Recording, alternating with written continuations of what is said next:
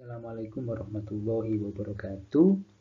Berjumpa kembali dengan saya di mata kuliah Inovasi Pembelajaran. Pada kesempatan kali ini kita akan berbicara tentang model, strategi, dan metode pembelajaran. Nah, ini menjadi sangat penting karena ini menjadi pijakan untuk bagaimana kita nanti berinovasi dalam proses pembelajaran. Seperti pekan kemarin kita sudah berbicara tentang taksonomi pembelajaran misalkan. Nah, hari ini kita akan belajar secara umum model, strategi, dan metode pembelajaran. Oke, yang pertama adalah berkaitan dengan model. Model itu apa? Begitu. Ini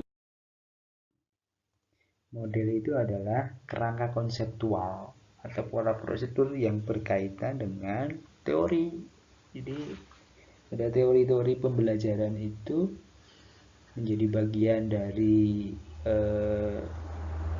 prosedur sistematik yang dikembangkan yang nanti kemudian digunakan dan untuk mengorganisasi proses belajar mengajar dalam rangka pencapaian tujuan belajar. Nah, model-model pembelajaran itu kalau dilihat dari tujuan pembelajaran itu ada 4. Ada perilaku, pemrosesan informasi, interaksi sosial, dan personal. Tapi kalau kita lihat dari pengkategorian, ada namanya belajar dan penugasan keterampilan, kemudian penguasaan konsep, dan pembentukan pengetahuan. Jadi tinggal kita melihat dari perspektif mana begitu. Jadi tinggal kita lihat berbeda atau sama, dilihat dari sisi perspektif apa. Jadi kalau dilihat dari sisi tujuan pembelajarannya, ini ada 4. Nah, contohnya misalkan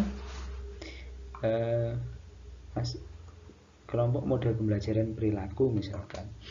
Ada di situ ada model belajar sosial. Belajar sosial ini dikembangkan oleh Albert Bandura. Jadi tujuan pembelajarannya itu adalah untuk mengelola perilaku, belajar perilaku baru, kemudian belajar mengontrol diri.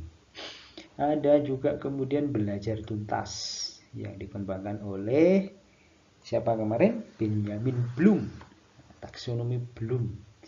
Ini yang sering digunakan di hari-hari ini di Indonesia. Dan beberapa model pembelajaran yang lain. Nah, ada juga kemudian ada pemrosesan informasi. Jadi ada model pembelajaran yang berpikir induktif, kemudian perolehan konsep, latihan inquiry, perkembangan kognitif, John Dewey itu, dan beberapa hal yang lainnya itu. Kemudian ada lagi interaksi sosial. Nah, ini ada investigasi kelompok. Maksudnya gimana interaksi sosial itu? Model pembelajaran yang disusun kemudian dengan memperhatikan proses interaksi antar siswa itu. Jadi ada investigasi kelompok, inquiry sosial terstruktur, bermain peran, simulasi sosial, dan seterusnya. Kemudian ada kelompok model pembelajaran personal. Ini memperhatikan dari sisi-sisi personalitas. Jadi ada pembelajaran tanpa arahan, ada sinektik, ada latihan kesadaran, gitu kan? Ada aktualisasi diri, ya teorinya siapa? Abraham Maslow itu kan, dan sistem konseptual itu. Oke, itu model pembelajaran. Selanjutnya adalah tentang strategi.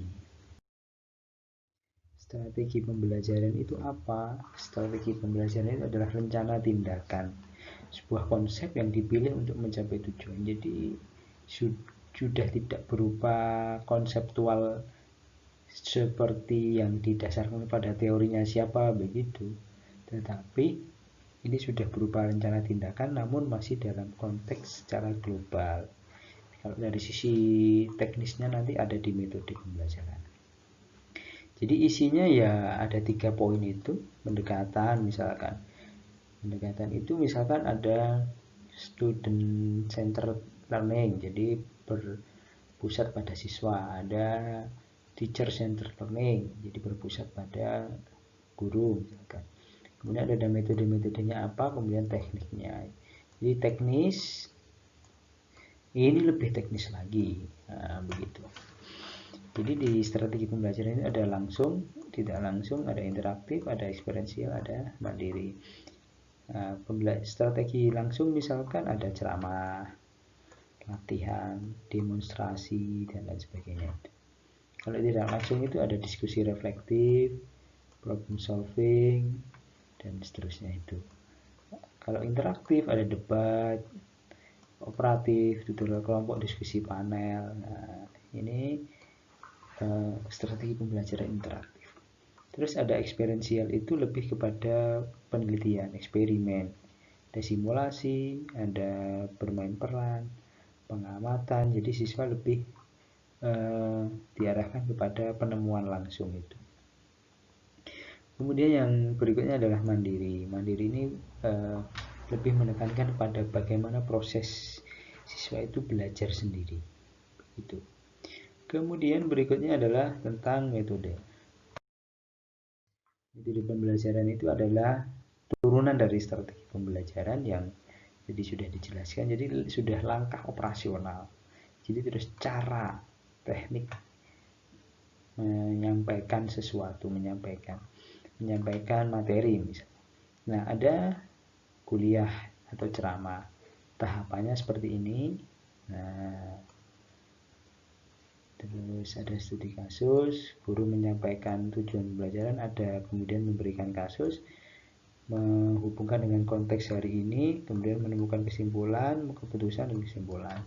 Demonstrasi itu guru lebih kepada mempraktekkan. Kemudian guru menanyakan gimana, sudah paham misalkan. Nah, kemudian siswa mengikuti, melaksanakan. Ada lagi bermain peran. Ini jadi ada kasus disampaikan, kemudian siswa itu dipilih untuk memerankan dari kasus-kasus cerita. Biasanya ini cerita, kemudian diperankan begitu. Setelah itu di akhir ada evaluasi untuk bagaimana cerita itu, untuk kemudian direfleksikan untuk mengatasi persoalan itu. Kemudian ada diskusi panel, narasumber menyampaikan, ada beberapa, kemudian ada tanya jawab, kemudian narasumber merespon pertanyaan. Yang berikutnya adalah brainstorming. Jadi guru menyampaikan permasalahan, kemudian ide dikumpulkan sebanyak mungkin, kemudian dievaluasi, dipilih, dipilah, digabungkan untuk menyelesaikan masalah.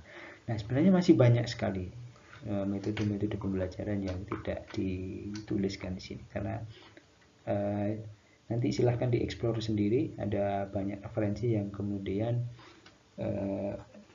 bisa menjelaskan tentang metode-metode pembelajaran yang masih belum tercantumkan ada di sini. Oke, berikutnya adalah keterkaitan. Nah, bagaimana keterkaitan ketiganya itu? Nah, secara garis besar diawali dari model pembelajaran. Jika kita lihat dari tujuan pembelajaran ini, nah di sini ada 4, jadi sudah dijelaskan. Ada perilaku, interaksi sosial, kemudian personal, pemrosesan informasi. Kalau dari sisi kategori tadi sudah dijelaskan di awal. Kemudian diturunkan ke strategi pembelajaran. Ada langsung, tidak langsung, interaktif, mandiri, sudah dijelaskan. Kemudian hal yang paling teknis adalah metode pembelajaran. Ada ceramah, ada studi kasus, demonstrasi. Ini menjadi bagian dari ini, ya. Dan keduanya ini menjadi bagian dari ini. Seperti itu. Baik, Demikian yang dapat saya sampaikan, kurang lebihnya mohon maaf. Wassalamualaikum warahmatullahi wabarakatuh.